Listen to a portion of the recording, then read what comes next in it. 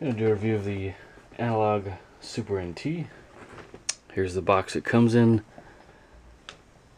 It's a 1080p HDMI compatible system ran by an FPGA chip with unparalleled compatibility. Inside the box you get the system itself, Super Turrican Director's Cut, Super Turrican 2. Those two games are built into the system, but you can play the cartridge-based versions of the games anyways if for some reason you want to. HDMI cable, USB cable, worldwide power supply which supports the United States and Japan for this version. So the system is compatible with your power supplies in Japan, power plugs, and so forth in the United States. Nice sturdy box here. Analogue does charge quite a bit for shipping for the system for some reason. I don't know why, but the system did come to me undamaged, so that's nice. It's good to know. Here's the all black system itself. I did really was hoping for the Super Famicom themed version of the system. There's also a transparent case and Super Nintendo themed Analogue Super NT, but at the time of me ordering this, the system was sold out. All those other versions of the system were sold out, and then people were selling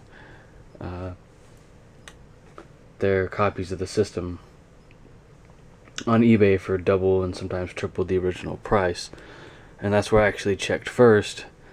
And at that time people were selling their review copies of the system, which is I'll get into that some other time. Anyways, here is the cartridge slot. The games go in and they're pretty well snug. I don't think they move around like they do with the Super Nintendo Junior, which I did find that out the other day. When playing the Super Nintendo Junior, the games are loose in the system. So I've been gonna have some more fun with this though, for sure. Here are your Super Nintendo controller ports here. You get two. I guess you can use an adapter to plug in 4, not sure. Never really had the need to. Here's the bottom. Nice rubber bottom here that will prevent the system from sliding on any surface you put it on. I would recommend that you put the system on a straight, flat surface, preferably not a carpeted surface. So here's the back. You have your HDMI port and your power port, which the cord is USB, which connects up to your power adapter. So I guess essentially you could power this thing using a computer, so that's cool. Here's your light here, and this light will come on when the system is powered on, and that light is out of the box. It is blue, but you can change the color of the light. Analogue logo there. The system is highly customizable. I was pleasantly surprised at how much you can customize the system. There's different settings you can do to the menu to make them different things that are highlighted within the menu system. Let's say, for instance, you have the audio section highlighted. That can be highlighted in purple, and the font is, I forget the exact font out of the box, but the lettering is in white, highlighted by a purple right out of the box. And you can change that from highlighted to red and white, I believe, a few other colors. I think almost anything you want.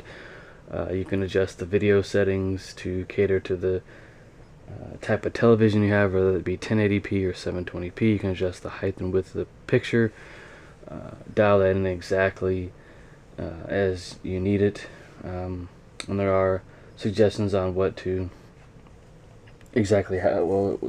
make your height and width of the screen to give you that authentic retro look that you got on your standard 4x3 CRT TV years ago. Right as of now, the system is only compatible with high definition televisions. You can only plug in the system via HDMI, but Analogue is developing a adapter which will allow you to play the games on a CRT TV, and that is via AV cables. So that's really cool, but it is really nice to have this system to be able to play on a high definition television. The games do look very, very good on a HD TV. There's no screen tearing, that I've seen. There's no lag, and there are options within the system's menu to fix lag in the games. This system will play your games just like the original Super Nintendo does. So that's nice. There's other things you can fix within the games themselves. You can crop out certain the top, bottom, and bottom of the picture, or the sides, to get rid of any other imperfections that show up in some games. So now the sound is all digital with this system, unlike the original Super Nintendo, so you're getting way better sound. But I mean, that's not to say the Super Nintendo the games sound bad on that system, because they do sound quite good. But here you're getting full digital sound, so with a lot of the games I was hearing things I had never heard before in the games, and like playing the game for the very first time. It was just incredible. Hopefully down the road we'll see save states come into play with this system, to where you can save your game progress on an SD card, which I did fail to mention. Here's your SD card slot. Right now it's being utilized for firmware updates for the system, which include bug fixes for games and whatnot. So hopefully that save state feature is implemented. It is needed. As most of you know, all these games are getting old. The original batteries in them are dying. Some people don't want to,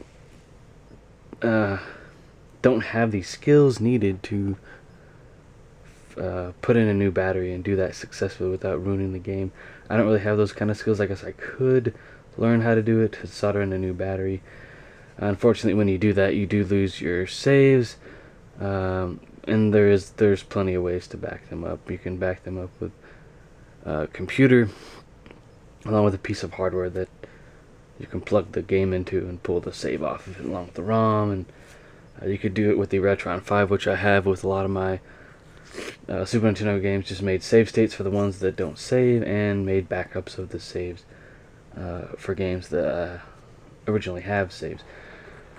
But yeah, just all around great system.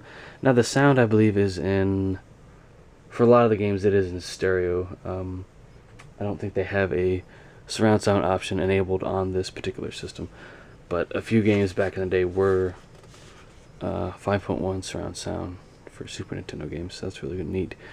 So you can play original Super Nintendo controllers with this, 8-bit Duo controllers, and any other controller that is to where you can use a RF adapter or wireless controllers. You can use PS3 controller, PS4, so that's really neat. I may buy the 8-bit Duo controller, maybe one of them, to check them out. So we'll see. But right now I'm playing with original controllers and the ASCII pads on this system, and it's turned out great. I mean, the games work flawlessly. I think most people will be pleased by the performance of this system. I haven't run into any major issues. So that is my impressions video, guys. Just know there's no gameplay footage in this video, since plenty of other people have done it. So yeah, there you go. There is my review. Thank you for watching. If you like what I have to offer on this channel, please click that subscribe button.